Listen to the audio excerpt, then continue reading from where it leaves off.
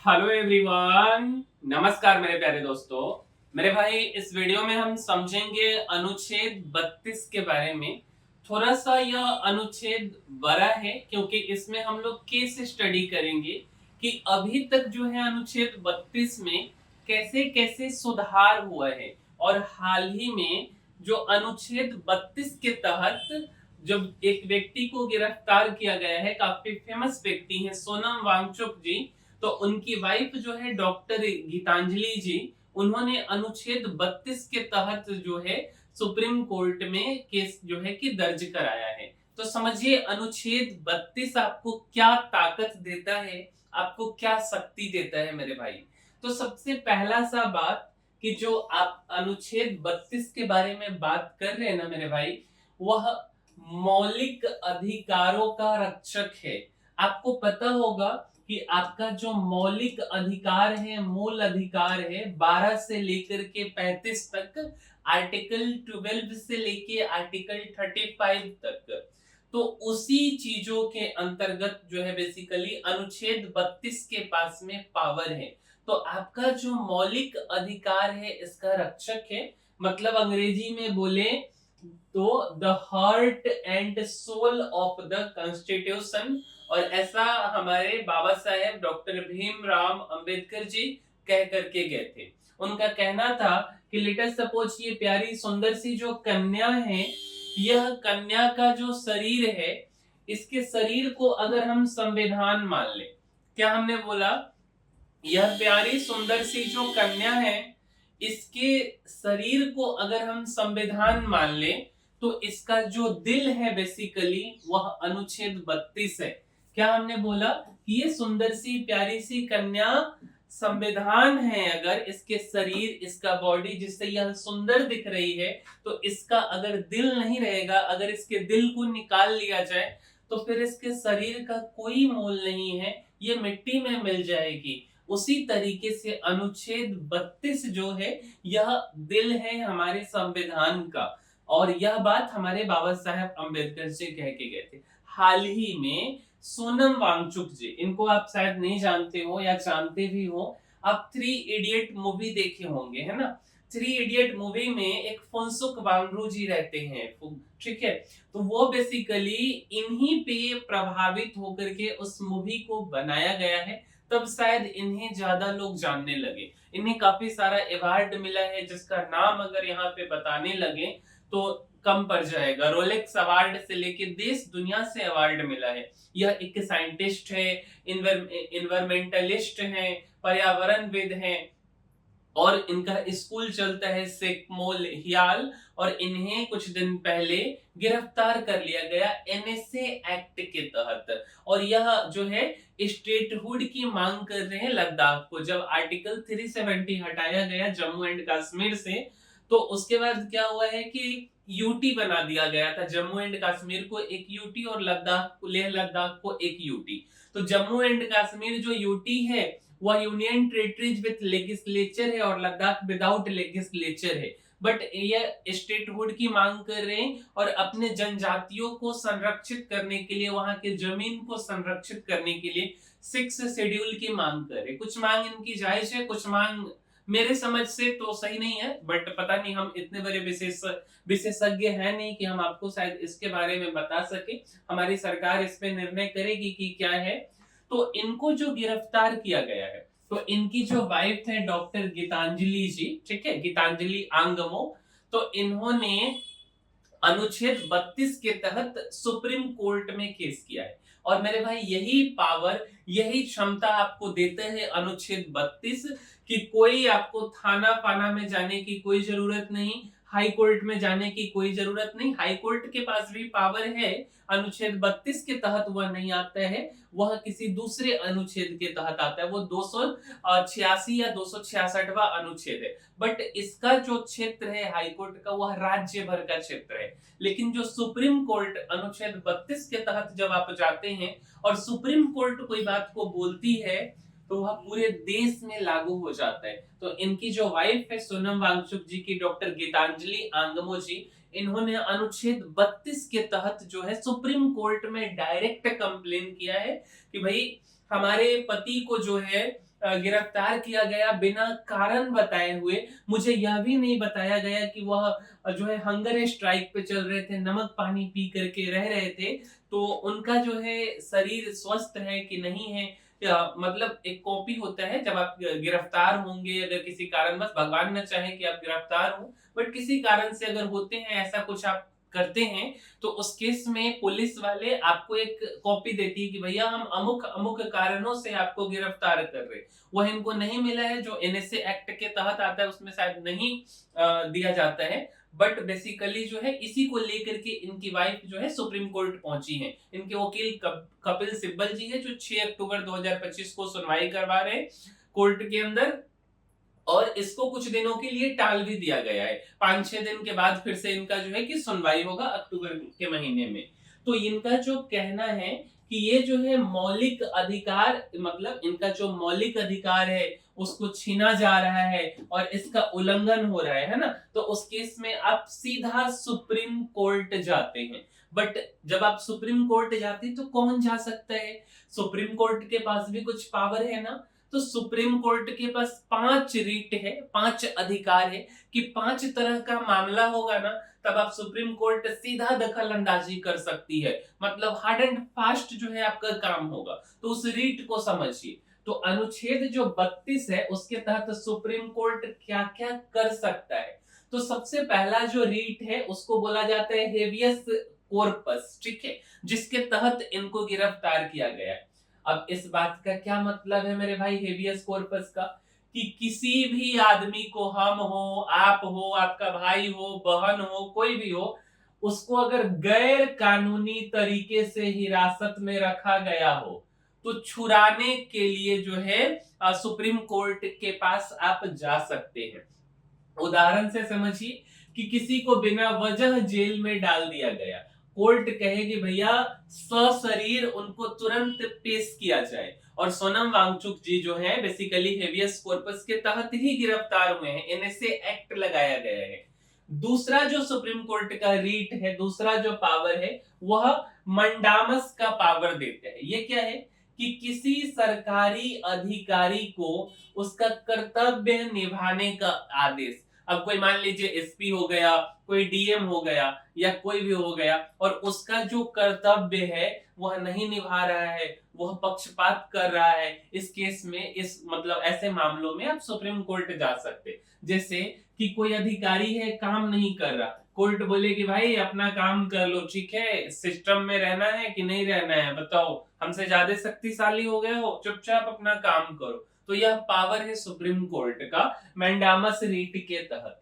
तीसरा जो power supreme court को दिया गया है अनुच्छेद 32 के तहत, वह है प्रोविजन का, ठीक है, प्रोहिबिशन इसको बोलते हैं।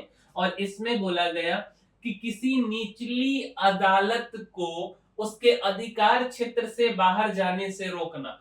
कभी कभी आप सुने होइएगा कि कुछ ऐसा मामला होता है जिस मामला को हाई कोर्ट नहीं सुन सकती है, या जो सिविल कोर्ट है, जो लोअर कोर्ट है, जो सेशन कोर्ट है, अब उसके पास पावर ही नहीं है उस मामला को सुनने का, और फिर भी सुन रही है, फैसला सुना दे रही है। अब इस केस में तो आप जो है सुप्रीम कोर्ट पहुंच जाइए, बोलिए कि देखिए उसके पास पावर है नहीं हाई कोर्ट या सिविल कोर्ट के पास में, या सेशन कोर्ट आपका जो जिला का कोर्ट है, और फिर भी वह सुन रहा है। तो उस केस में सुप्रीम कोर्ट जो है कि समझाए कि देखिए यह आपके अधिकार क्षेत्र से बाहर का मामला है, और यह अनुच्छेद 32 के रीट नंबर 3 जिसको प्रोहिबिशन रीट बोलते हैं, उसके तहत जो है आप अपने अधिकार क्षेत्र का केवल जो है कि अपने कोर्ट में सुनवाई कर सकते, इससे बाहर आपका अधिकार नहीं है। जैसे कोई लोअर कोर्ट ऐसा केस सुन रहा है तो उसके अधिकार में नहीं है। अब चौथा समझिए, चौथा रीट क्या है, सेरी सर्टियोरारी रीट। अब इसका क्या मतलब है सर्टियोरारी का?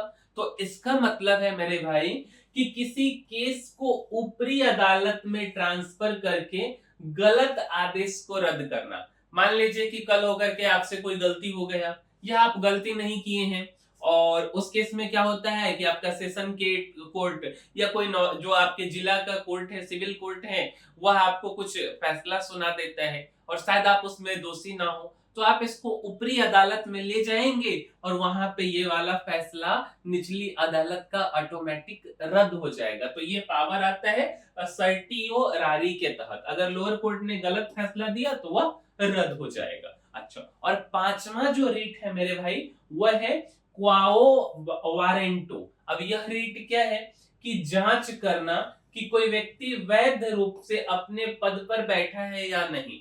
मान लीजिए कि आपका एग्जाम नहीं निकला, ठीक है, या किसी इलीगल एक्टिविटी के तहत जो है आप दरोगा बन जाते हैं पैसा वैसा दे करके, है ना। आजकल तो ऐसा ऐसा मामला आ रहा है कि भाई मतलब लोग लेंडिंग ऐप से लोन निकाल करके और फिर जो है कि पैसा जमा कर रहे हैं कि भैया हमको दरोगा बना दीजिए। या मान के चलिए कि कोई एसपी बन गया बिना एग्जाम निकाले, इलीगल तरीके से, हम एग्जाम्पल ले रहे हैं, दिल पे नहीं लेना है किसी को भी। या आप डीएम बन जाते हैं इलीगल तरीके से, ठीक है। तो उस केस में अगर ऐसा आप करते हैं तो उस केस में जो है सुप्रीम कोर्ट जांच आपके ऊपर बैठा सकती है कि भाई तुम सही तरीके से सिस्टमैटिक ढंग से आए हो कि हेरा फेरी कर करके जो है कि आ गए हो। तो कोई अधिकारी गलत तरीके से अपने पोस्ट पर बैठा हुआ है, चाहे वह सीएम के करीबी हो, है ना। अब सीएम के जो है या पीएम, पीएम थोड़ा सा बड़ा पोस्ट हो गया, ठीक है, सीएम को मान लेते हैं। अब मान लीजिए या कोई नॉर्मल सा हो गया, अब मान लीजिए कि कोई उनकी महिला मित्र हो गई, अब उन्हीं को अगर किसी पोस्ट पर बैठा दिए कि ठीक है आप देखिए कोई बात नहीं। इस केस में सुप्रीम कोर्ट ध्यान रखेगी कि महिला मित्र और पुरुष मित्र से जो है थोड़ा सा बचिए और जो है जो सिस्टम है उस सिस्टम को बने रहने दीजिए, नहीं तो फिर पूरा जो संवैधानिक स्ट्रक्चर है वो खराब हो जाएगा, ठीक है। अच्छा, अब ये तो हमने आपको अनुच्छेद 32 को अच्छे से समझा दिया, लेकिन अब समझिए जब अनुच्छेद 32 हमारा संविधान लागू हुआ 26 जनवरी 1950 को, बाबा साहेब भीमराव अंबेडकर जी कह के चले गए कि अगर आपका शरीर जो है वह मान के चलिए संविधान है तो दिल जो है आपका वह अनुच्छेद 32 है। लेकिन उसको इतना शक्ति इतना था नहीं। अब उस शक्ति का जो है उपयोग कर करके अनुच्छेद 32 को और सुधारा गया। 4-5 ऐसा उदाहरण है और बड़ा बड़ा उदाहरण है। सबसे पहला जो काफी चर्चित मामला आता है वह मामला है केशवानंद भारती और केरल, मतलब जो केरला हमारा राज्य है, इन दोनों के बीच में जो है कि मामला थोड़ा सा बड़ा हो गया था। अब केरल की जो सरकार थी उनका क्या कहना था कि भाई देखो मंदिर उंदिर के पास में जो भी मतलब क्या बोल सकते हैं धार्मिक संस्थाएं हैं, चाहे वह मंदिर हो, चाहे वह मस्जिद हो, चाहे और भी मतलब जो भी सिख ईसाई कम्युनिटी जो भी हो, उनके पास में जमीन थोड़ा सा ज्यादा है। और जमीन ज्यादा है, देश में गरीब लोग हैं, तो ऐसा करते हैं कि उसके जमीन को हथिया लेते हैं और उसके बाद गरीब में बांट देंगे और फिर हम और हमारा पुत्र जो है कि आराम से अगले पंचवर्षीय में फिर से मुख्यमंत्री बन जाएंगे, फिर ऐसा कुछ घोटाला करेंगे कि फिर से मुख्यमंत्री बन जाएंगे। अब वहां पे एक जो है कि संत थे और उस संत का क्या नाम था, केशवानंद जी महाराज। अच्छा, केशवानंद जी महाराज जिस मठ के मठाधीश थे उस मठ का क्या नाम था, तो इदनीर मठ। ये जो मठ आप देख रहे हैं इस मठ के पास में बहुत संपत्ति था। मामला है 1973 का। अब केशवानंद भारती जी जो है वह संविधान को पढ़े थे और इनको पता था कि भाई मतलब एक्चुअल में केरल सरकार ऐसा कर सकती है कि नहीं कर सकती, नहीं कर सकती। तो इसके बाद क्या हुआ ना कि जब लैंड रिफॉर्म कर रही थी, जमीन हथियाने का केस कर रही थी, यह बेसिकली ना ये बोले कि देखो भाई ऐसा है कि आप आर्टिकल 26 को वायोलेट कर रहे हो। अब आप बोलेंगे कि ये आर्टिकल 26 क्या है ना, आपको ध्यान में तो नहीं होगा ना मेरे भैया। हम आपको आर्टिकल 26 बताए थे कि 3-4 चीज आपको जो है 4 तरह का जो है कि आपको अधिकार देता है। जैसे मान लीजिए कि कोई मंदिर है तो वह मंदिर संपत्ति रख सकता है, उससे नेक काम कर सकता है, ये सारा कुछ हम आपको बताए थे, है ना। कि मंदिर जो है मतलब सरकार अगर उसके लेकर के कोई रूल बनाती है तो फिर तो ये गलत बात है। जैसे कोई भी धार्मिक संस्था है तो उसको स्थापित करने का अधिकार है और धार्मिक कार्य स्वतंत्र रूप से वो कर सकता है, सरकार का इसमें कोई हस्तक्षेप ना हो। बस मतलब दिक्कत ये चीज नहीं होना चाहिए कि कुछ गड़बड़ आप देश के लिए ना कर दे। उसको संपत्ति अर्जित करने का, उसको प्रबंधन करने का, रख रखाव करने का भी अधिकार था। अपने धर्म के अनुसार अगर उसको चाहता है कि भैया हम कोई परोपकारी काम करें तो इसका भी अधिकार था। तो इनको संविधान के बारे में पता था, 26 आर्टिकल ये पढ़े हुए थे, हमारा वीडियो देखे थे। तो हमारा वीडियो ये देखे तो फिर उसके बाद ही सीधा जो है कि सुप्रीम कोर्ट चले गए और सुप्रीम कोर्ट में आर्टिकल 32 के तहत जो है कि बोले कि मेरा आर्टिकल 26 अनुच्छेद 26 का उल्लंघन हो रहा है, अब इस पर आप जो है क्या कहते हैं। तो उस समय जो है सुप्रीम कोर्ट में सबसे बड़ा बेंच उस समय का, ठीक है, 1973 में 13 जजों की बेंच थी और 13 जजों के बेंच ने जो है कि इस पे फैसला सुनाया और आखिरकार केरला सरकार को पीछे हटना पड़ा था, ठीक है। तब जाकर के उसके बाद काफी सारा मेजर चेंज हुआ, मतलब कि जो है किसी का जमीन आप नहीं हथिया सकते, धार्मिक संस्था का, और काफी मतलब ना उस चीजों को छेड़छाड़ नहीं किया जा सकता। उसके बाद दूसरा जो मामला सामने आया, उसके बाद का मामला बोल सकते हैं आप कि ये जो मेनका गांधी है, इंदिरा गांधी के जो छोटे वाले बेटे हैं संजय गांधी, ठीक है। तो जो मेनका गांधी है और उनका भारत सरकार के साथ में मामला हो गया था। क्या मामला हो गया था? भारत सरकार इनका पासपोर्ट रख ली थी उस समय जो है। आज आप भारतीय जनता पार्टी को जानते हैं, उस समय जनता पार्टी की सरकार थी और मोरारजी देसाई जो है कि प्रधानमंत्री थे। अब प्रधानमंत्री जी को क्या लगा पता नहीं, वो जो है कि इसका पासपोर्ट रख लिए कि भाई ये देश के लिए जो है कि खतरा है। अब मामला क्या था समझे, तो उस खतरा के चक्कर में इसका पासपोर्ट रख लिया गया। अब इनका पासपोर्ट जो है बेसिकली रख लिया गया, ये है संजय गांधी जी। तो संजय गांधी की ये वाइफ हुई मेनका गांधी और यह इंदिरा गांधी के छोटे बेटे थे, ठीक है। ये आप देख सकते हैं इंदिरा गांधी जी इनके छोटे बेटे। और जनता पार्टी की सरकार बनी थी 1977 से 80 तक इनका सरकार था। मोरारजी देसाई सरकार में थे और इनका जो मामला है वह 1978 का है। और 1979 में क्या हुआ ना कि मोरारजी देसाई का सरकार गिर गया और चौधरी चरण सिंह जी सरकार बने। अब चौधरी चरण सिंह जी सरकार बनते हैं और अगर हम इनके जन्म की बात करें तो 26 अगस्त 1950 को ये जन्मी थी। अगर हम इनके पेशा की बात करें तो ये राजनेता हैं, पर्यावरण कार्यकर्ता बोला जाता है इनको, पशु अधिकार के क्षेत्र में इन्होंने काफी काम किया है। अब उस समय सरकार को कुछ लगा होगा, बोली कि ये राष्ट्र के लिए जो है थोड़ा सा खतरा है, कुछ गड़बड़ कर सकती हैं, कुछ उल्टा पलटा जा करके विदेश में जाके बोल देंगे तो इसका पासपोर्ट रख लेते हैं। अब जैसे ही इनका पासपोर्ट रखा गया ये तो सीधा पहुंच गए सुप्रीम कोर्ट। अब इनको पता था आर्टिकल 32 क्या कहता है, तो समझिए इस बात को। जैसे ही पासपोर्ट जब्त हुआ, बोला गया कि भैया राष्ट्रहित के लिए खतरा है, तो कोई कारण तो सरकार बताएगी ना। तो सरकार कारण ही नहीं बताई, कोई आधार ही नहीं बताई, बोली कि पासपोर्ट जो है मतलब हम रख लिए हैं और इसका कुछ अधिकार नहीं बताए। लेकिन उस समय सरकार के पास एक अधिकार था। अधिकार क्या था 1978 में कि आपके पासपोर्ट को सरकार रख सकती है और रख करके इनवैलिड कर सकती है। मतलब आप उस पासपोर्ट को लेके विदेश जाइएगा तो फिर वहां से डोनाल्ड ट्रंप जो है एकदम सिक्कर उकर लगा के प्लेन में भेज देंगे, समझे। लेकिन अब सरकार रद्द तो कर सकती है लेकिन कुछ रीजन देगी ना भाई, कुछ रीजन ही नहीं दी। अपने में सरकार समझ ली कि भैया अमुक अमुक रीजन है और इसलिए हम इसका पासपोर्ट जो है रख लेते, रद्द नहीं की थी इनका। अब इनका क्या कहना था कि देखो भाई सरकार, देखिए भाई मोरारजी देसाई और चौधरी चरण सिंह जी, बात कुछ ऐसा है, मामला कुछ ऐसा है कि आर्टिकल 21 का वायोलेशन कर रहे हैं और आर्टिकल 21 हमारा जीवन और स्वतंत्रता का अधिकार देता है। इवन यह भी बोलता है कि केवल जीवन नहीं जीना है, सम्मान पूर्वक जीना है। तो ये चली गई सुप्रीम कोर्ट में और अनुच्छेद 32 इनको पावर देता है कि सीधा सुप्रीम कोर्ट पहुंचो भाई। तो मैडम गई सुप्रीम कोर्ट और अनुच्छेद 21 के उल्लंघन को लेकर के इन्होंने जो है कि कंप्लेन कर दिया। तो अनुच्छेद 21 कहता है कि जीवन और व्यक्तिगत स्वतंत्रता का मतलब सिर्फ जीना नहीं है बल्कि सम्मान भी मिलना चाहिए, स्वतंत्रता भी होना चाहिए और न्याय के साथ भी जीना है। कि भाई मेरा पासपोर्ट अगर रखे हो तो कारण बताओ काहे रखे हो, और नहीं तो पासपोर्ट को दे दो। फिर सरकार ने इनका पासपोर्ट वापस कर दी। तो इसके बाद जो है कुछ चेंजिंग आया, आर्टिकल 32 में ऐड किया गया।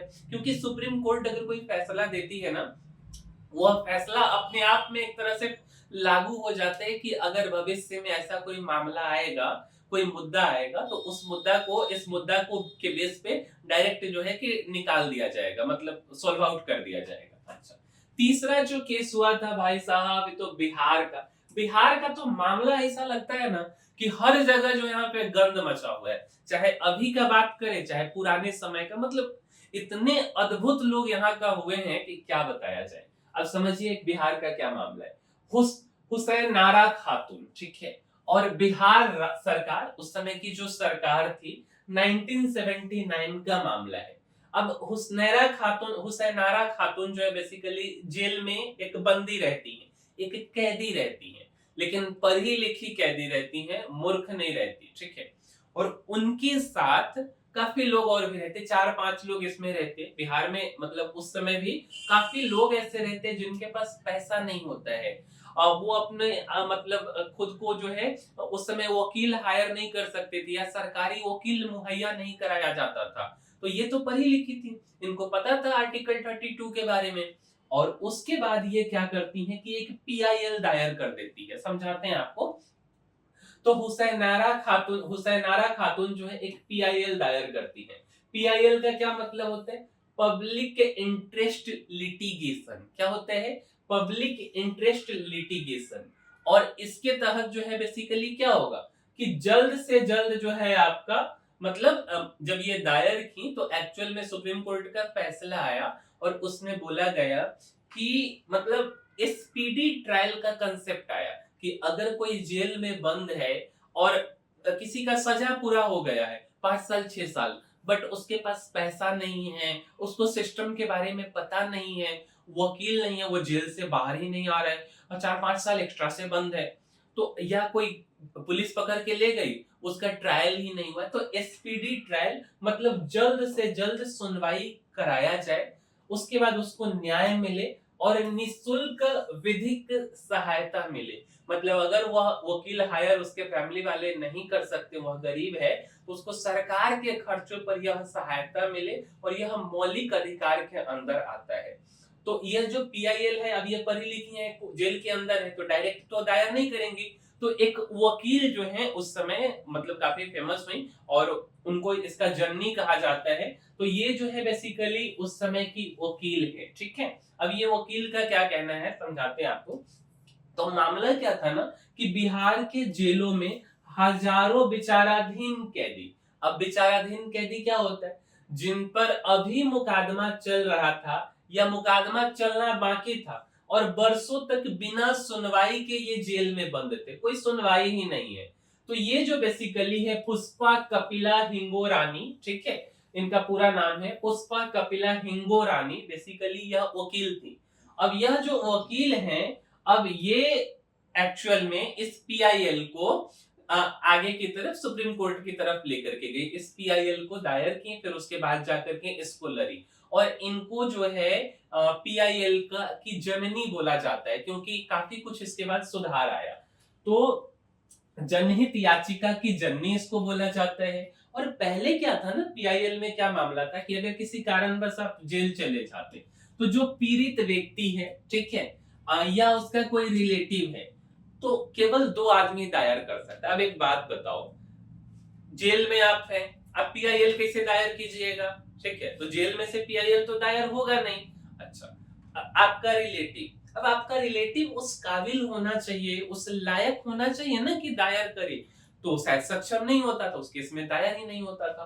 अब बाद में जो है इस पे सुनवाई हुआ, और देश भर में 2 सप्ताह में सुनवाई हुआ था, देश भर में 40,000 कैदी को रिहा किया गया। 40,000 ऐसे कैदी मिले जिनको सुप्रीम कोर्ट स्ट्रिक्ट बोली कि भाई बाहर निकालो इन लोगों को। अच्छा, इसके बाद 2 इनका घटना है, वैसे काफी केस लड़ी होंगी। फेमस जो है कि सबसे पहला कि जनहित याचिका की जननी मानी जाती है, और दूसरा कि भागलपुर ब्लाइंडिंग केस, ठीक है।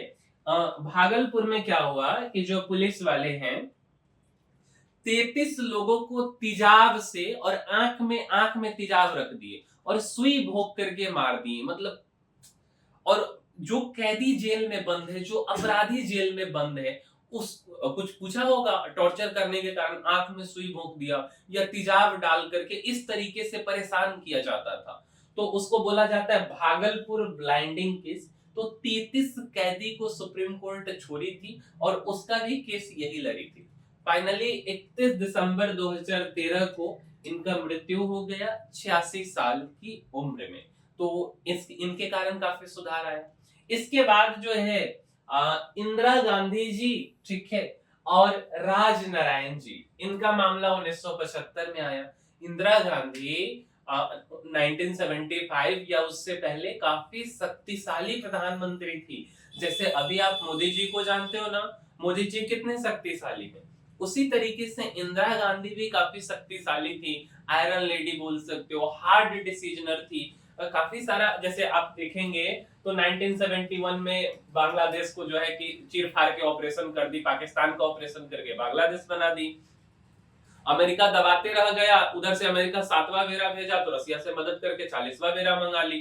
तो मतलब एकदम डट करके जो है कि मुकाबला की है आयरन लेडी। लेकिन देखिए हमारे संविधान का पावर, कितना क्षमता जो है कि दिए हैं बाबा साहेब भीमराव अंबेडकर जी, कि एक साधारण व्यक्ति राज नारायण जी, जिनको कोई जानता नहीं, लेकिन इलाहाबाद से दो लोग लड़ रहे थे।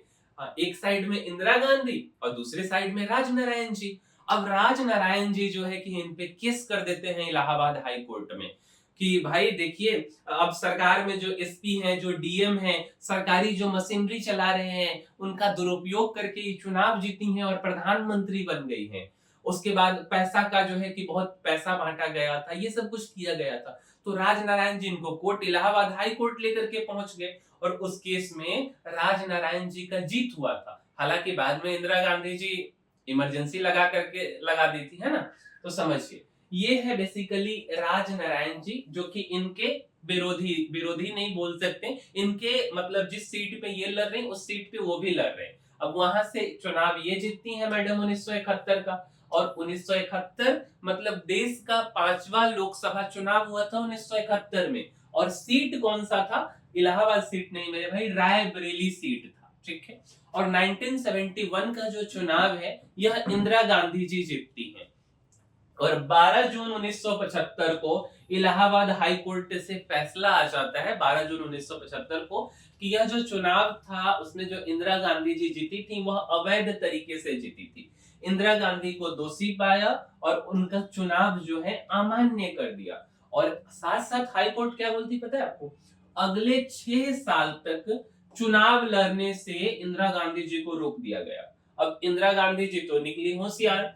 अब इंदिरा गांधी जी की जो सरकार थी उन्होंने फैसला किया कि राजनीतिक और संवैधानिक इतिहास में बहुत बड़ा प्रभाव पड़ गया था।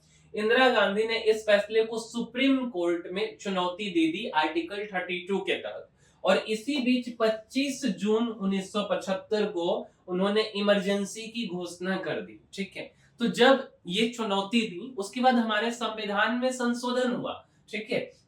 तो संविधान में 39वां संशोधन हुआ था, 39th संशोधन हुआ और आर्टिकल 329 ए को लाया गया। आर्टिकल 329 ए को, जो कि 15वां भाग में आपको पढ़ना है। और इसमें बोला गया कि देखो भैया, प्रधानमंत्री और राष्ट्रपति के चुनाव को किसी भी अदालत में चुनौती नहीं दी जा सकती है। अरे वाह, अरे वाह, ये क्या हो गया?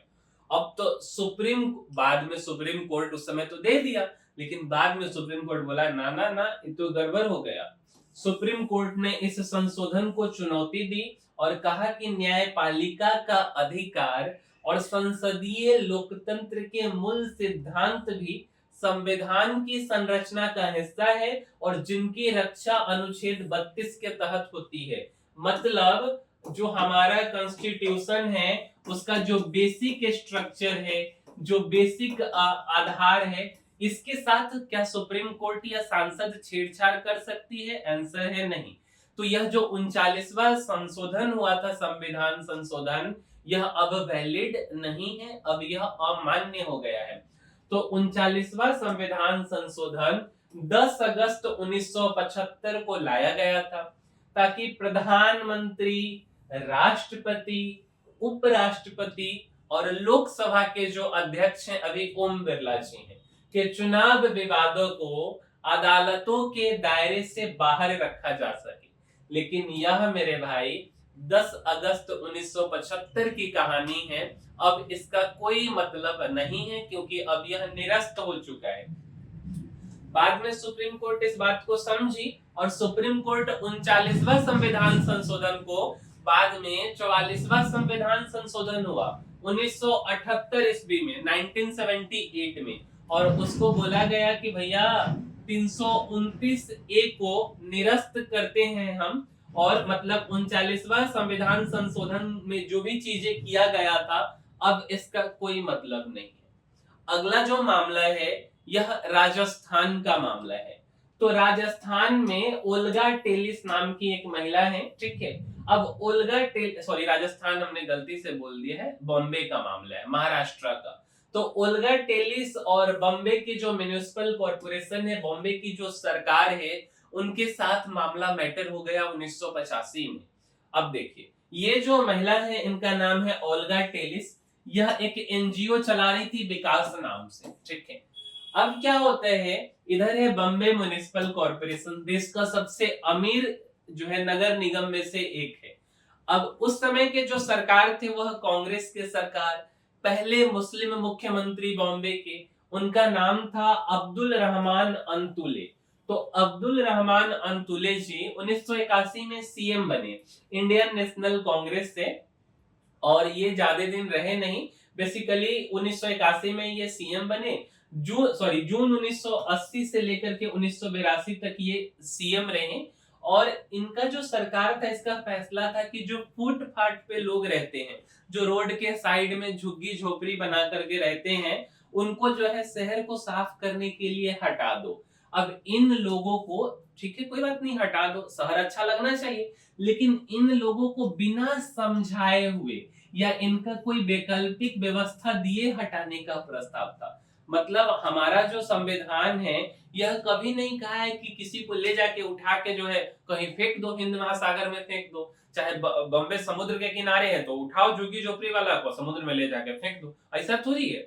अब भाई वो देश का नागरिक है, अब किसी कारणवश वो गरीब रह गया है तो उसको आप वैकल्पिक व्यवस्था दीजिए, उसका जो है पुनर्वास करवाइए, साथ साथ उसके कुछ रोजगार का व्यवस्था कीजिए, कुछ तो कीजिएगा ना। आपका बात सही है कि आप शहर को साफ बनाना चाहते हैं, लेकिन साथ साथ उसका भी कुछ फंडामेंटल राइट्स है, अधिकार है। तब उस समय के जो हैं ये मुख्य चीफ जस्टिस हैं, जस्टिस वाई भी चंद्रचूड़ साहब, ठीक है। तो इन्होंने फैसला सुनाया और इनके बेंच में ए वरदराजन जी, ओ चिन्नप्पा रेड्डी, एस मुर्तजा फजल अली और बीडी तुलजापुरकर, ये सारे जज लोगों की जो बेंच थी यह फैसला सुनाई, और इनका फैसला सुनाया गया कि जीवन का अधिकार में आजीविका का अधिकार भी शामिल है, और बिना वैकल्पिक आवास या पुनर्वास दिए फुटपाथ वासियों को हटाना अनुच्छेद 21 का उल्लंघन है, और बॉम्बे सरकार को म्युनिसिपल कॉर्पोरेशन को पीछे हटना पड़ा था इसको लेकर के। और अगला जो मामला है मेरे भाई, यह मामला है राजस्थान का, लास्ट है ये, विशाखा बनाम उसके साथ साथ में जो है राजस्थान सरकार का, और इनका एनजीओ था विकास के नाम से, ठीक है। वो जो पहले वाला हमने बताया वो एनजीओ बेसिकली उनका नहीं था। तो विशाखा बनाम और राजस्थान राज्य 1997 का मामला है, और इनका जो एनजीओ था, ठीक है। अब ये जो महिला है इनका नाम है भवरी देवी, ये एनजीओ चलाती हैं, और इनका सामूहिक बलात्कार कर दिया गया। अब सामूहिक बलात्कार हुआ और उसके बाद जो पुलिस है, जो प्रशासन है, वो कोऑपरेट नहीं कर रही थी, केस लेने से मना कर रही थी। तो इस केस में जो है कि मामला आया कि यौन उत्पीड़न महिलाओं के मौलिक अधिकारों का उल्लंघन है, जो संविधान के अनुच्छेद 14 जो कि समानता का अधिकार देता है, और 19 जो है कहता है व्यवसाय की स्वतंत्रता। 19 में 6 चीज है, घूमने फिरने और भी चीजें है ना, और 21 जो है जीवन और स्वतंत्रता के अधिकार के तहत सुरक्षित है। मतलब क्या हमने बोला, अनुच्छेद 14, 19 और 21, इन तीनों अधिकार के तहत केस गया हुआ था, मतलब सुप्रीम कोर्ट में 32 के तहत केस दायर किया गया, और इन तीनों अधिकार के तहत जो है बेसिकली इनको जो है कि मतलब क्या बोल सकते हैं, इनको फैसला मिला और उसके ऊपर जो है कि फिर से कानून बना दिया गया। तो इतना ज्यादा जो है पावर है आपका आर्टिकल 32 का। तो कार्यस्थल पर, और जैसे आप ऑफिस में काम करते हैं ना, अभी आप सुने होंगे कि अभी कुछ दिन पहले का घटना है। एक सीईओ जो है अपने एम्प्लॉय के साथ में फ्लर्ट करते हुए पकड़े गए थे कंसर्ट में। अब जो है कि सीईओ साहब को फायर कर दिया गया, महिला जिस कंपनी में थी उनको भी फायर कर दिया गया। तो एक्चुअल में आजकल कॉर्पोरेट में ऐसा चलता है कि जो है कि क्या होता है कि आदमी इंसान जो है कि शादी विवाह तो अपना कर ही लिया, अब 8-9 घंटे 10 घंटे आपको कॉर्पोरेट में रहना है। तो जो सीनियर बॉस है, आप देखिए, अब हर चीज खुल के नहीं बोलना होता है, लेकिन आप लोग जो है फील करते होंगे, जो लोग भी कॉर्पोरेट गाई हैं, है ना? तो वहां पे क्या होता है कि जो सीनियर लोग हैं, वे लोग का जो है कि कुछ ना कुछ अपना एक सर्किल, एक कम्युनिटी बन जाता है। इवन 40-45 साल का सीनियर है, अब पैसा बड़ा जरूरी है। अब इस पैसे की जरूरी में क्या होता है, उनकी महिला मित्र बन जाती है, फिर फ्लर्टिंग, फिर न जाने क्या क्या हो जाता है। अब उसी में मान के चलिए कुछ लोगों का सहमति के साथ होता है और कुछ लोग ना चाहते हुए भी मजबूर हो जाते हैं। तो यह जो बेसिकली इनका जो केस था, भंवरी देवी वाला जो केस था, इसके बाद एक्चुअल में क्या सुधार हुआ है, तो बोला गया है कि आप जहां भी काम करते हैं तो कार्य स्थल पर यौन उत्पीड़न, मतलब कि सेक्सुअल हरासमेंट रोकने के लिए दिशा निर्देश विशाखा गाइडलाइन बनेंगे। ठीक है, और बना भी है। ये गाइडलाइन बाद में पॉस एक्ट 2013, पॉस एक्ट तो समझते हैं ना, prevention of sexual harassment at work place act, ठीक है, 2013 में बना है। यानी एक पीड़ित महिला के मामले से पूरे देश के लिए कानून बन गया। और अब जब महिला का मामला आता है तो पुलिस या कोई भी त्वरित कार्रवाई, जल्दी से कार्रवाई करती है। ठीक है, तो इतना पावर है अनुच्छेद 32 का। तो उम्मीद करते हैं कि आपको हमने काफी सारा मामला समझाया। सोनम वांगचुक जी का, केरला और केशवानंद भारती जी का केस आपको समझाया, मुंबई म्युनिसिपल कॉर्पोरेशन वाला केस समझाया, इसके बाद आपको राजस्थान वाला केस समझाया, बिहार में जो है मामला हुआ था उसका केस समझाया। अब इतना सारा एग्जाम्पल हमने आपको समझाया है, शायद हो सकता है कि आपको सब कुछ पहले से पता रहा हो, बट अगर नहीं पता है, आप अगर हमारे वीडियो से कुछ सीखे हैं, मेरे भाई एक छोटा सा तो काम करना है आपको। इस वीडियो को एक लाइक जरूर कर देना है, शेयर कर देना है अपने मित्रों के साथ, वह भी तो जाने कि अनुच्छेद 32 का क्या पावर है। और इस चैनल को सब्सक्राइब कर देना है, जिससे कि आपके नॉलेज का भी इन्हांसमेंट होते रहे। तो इस वीडियो में इतना ही, मिलेंगे हम किसी अगले वीडियो में, तब तक के लिए धन्यवाद।